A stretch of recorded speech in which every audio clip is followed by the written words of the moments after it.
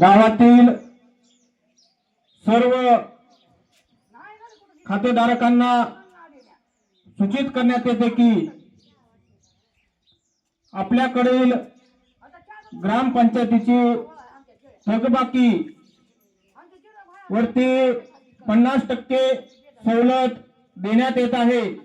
तेव्हा या सुवर्ण संधीचा लाभ आपल्याला 31 डिसेंबर 2025 पर्यंत घेता येणार आहे। तेव्हा आपल्याकडील 50% थकबाकी व चालू वर्षाचे कर भरून आपण थकबाकीतून मुक्त व्हावे ही ग्रामपंचायतच्या वतीने नम्र विनंती। सुवर्ण संधी, सुवर्ण संधी, सुवर्ण संधी।